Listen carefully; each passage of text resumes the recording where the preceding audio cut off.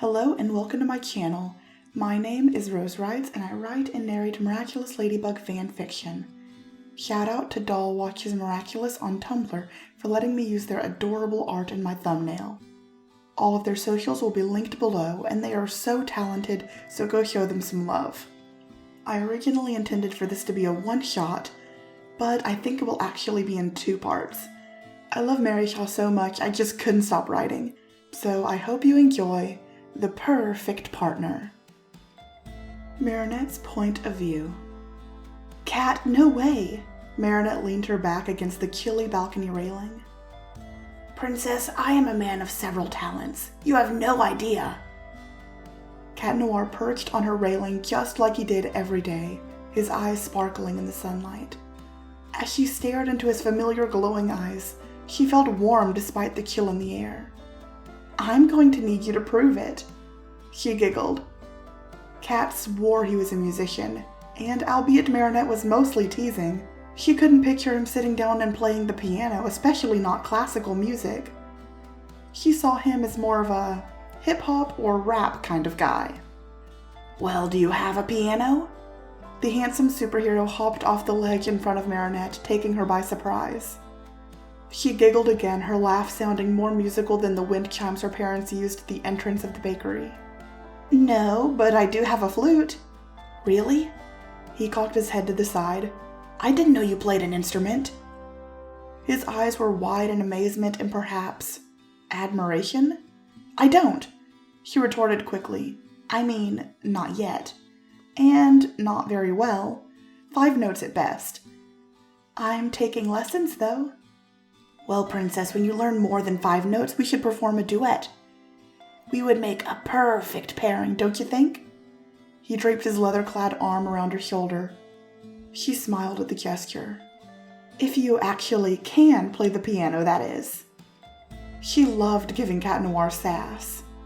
He gave her a squeeze before releasing her. Cat snapped his fingers and he looked similar to a cartoon character that just had a brilliant idea. I know where we could go. Adrien is in your class, right? Marinette's eyes were the size of UFOs, her cheeks a brighter shade of red than her kwami. Adrien Agreste? Oh, yes, I know him. We're friends. Why do you ask? He was only the love of her life, and now she was blabbering like an idiot. Get a grip, Marinette. Cat Noir chuckled at her ramblings. No way, he's my friend too. Anyways, he has a baby grand in his room. Pretty sweet if you ask me. Adrien's room? Marinette's knees went weak at the thought. She clutched onto the railing to steady herself before speaking. So what's the plan, Cat? Sneak into Adrien's room just so you can play his piano? Her tone sounded sarcastic, but apparently Cat took it as a challenge. Exactly, Princess. He's out of town today, but he said I could use it any time. Cat Noir beamed at Marinette, looking more excited than a cat in a catnip store. Cat, I'm sure he meant that you can use it when he's actually home. Marinette crossed her arms. There was no way she could go to Adrien's room. She had been there before only as Ladybug, and that took all of her strength and courage. He shrugged, then in one fluid motion swept Marinette off her feet. Up you go, Princess! She wanted to protest, but instead nuzzled herself into his arms, protecting herself from the cold autumn afternoon. Off together they soared, flying through the air. Marinette was amazed by how comfortable she felt being this close to Cat Noir. They were friends, but being this close in his embrace for a moment made her forget where she was going. Marinette squeezed her eyes shut until she heard Cat Noir say, Okay, Mare, here we are. She hesitantly opened her eyes, taking it in. Massive shelves of video games lining the walls, a foosball table, and a basketball hoop. The crushing teen had been so enamored with her surroundings, she didn't notice Cat Noir slipping onto the piano bench, until she heard the most beautiful sound. He began to play. Marinette slowly turned to face him as he touched the keys gingerly, his eyes closed. His fingers gracefully slid over the 88 keys with ease and fluid movement.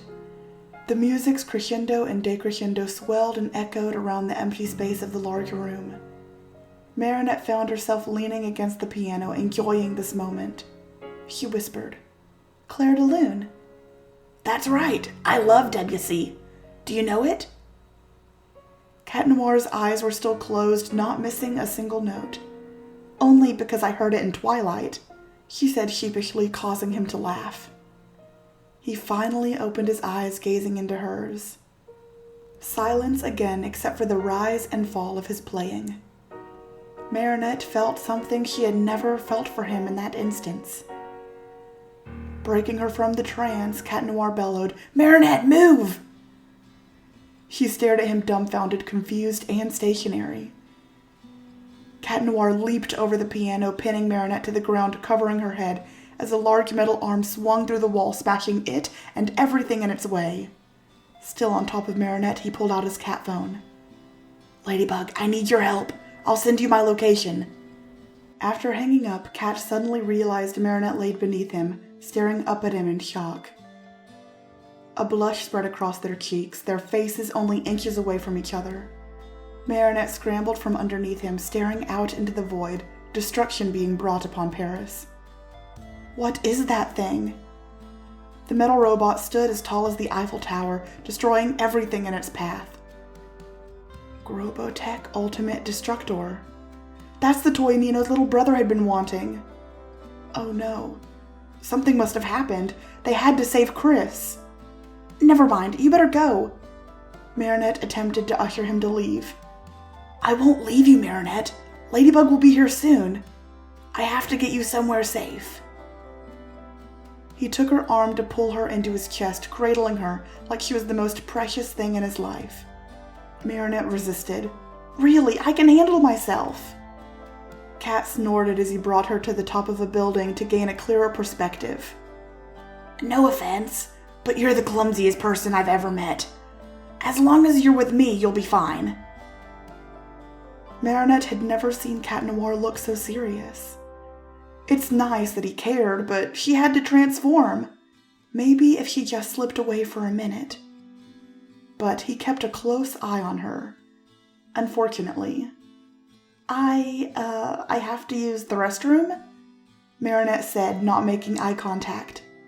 She wouldn't normally lie to Cat Noir, but this was an emergency. Cat Noir peeled his eyes away from the robot to look at Marinette, his cat ears twitching. "Now?" Marinette smiled a cheesy smile, but didn't have time to respond before they heard the crunching of metal. The Eiffel Tower hurled towards them at a terrifying speed. Barely any time to respond, Cat Noir pulled out his staff and extended it. "Batter up!" he yelled, but his swing was interrupted by Marinette. "Cat, use your cataclysm!" Cat Noir's eyes widened in a way that said, "Why didn't I think of that?" "Oh, yeah. Cataclysm!" And just like that, the Eiffel Tower crumpled into a pile of dust. "Ladybug, where are you?" he muttered. She wanted to shout, "I'm right here!" But of course she couldn't. What should she do? Transform? What's the worst that could happen? She had worked so hard to keep their identity secret. Should she really risk it all right now? She didn't see a better option. Marinette gritted her teeth, anger building in her small body. She took a step in front of Cat Noir, striking a heroic pose. Marinette held her ground. "Marinette, what are you doing? Get out of the way!" "You're going to transform back soon. I have to do this." It was at that moment that she decided she'd do anything to save Cat Noir. She'd risk her safety, her identity, anything. "Sorry, kitty." He barely heard her over the ground cracking under the weight of the oversized children's toy. "Tiki, spots on!" The sky filled with a pink light surrounding Marinette. Her outfit was replaced with her Ladybug suit. "Marinette, you're... Cat Noir couldn't finish his sentence. Stunned silence passed like a kidney stone before Ladybug said anything. "Yes, can we talk about this later? We've got some robot butt to kick." She faced out to see the robot staring back at her with rocket launchers at the ready. Cat checked his ring. Sure, I've got about 3 minutes before I transform back. Let's do this, kitty. Side by side, they stood face to face with yet another Akuma victim. The sun set over Paris, and the fight had just begun.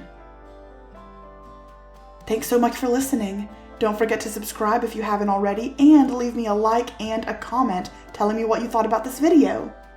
Stay miraculous!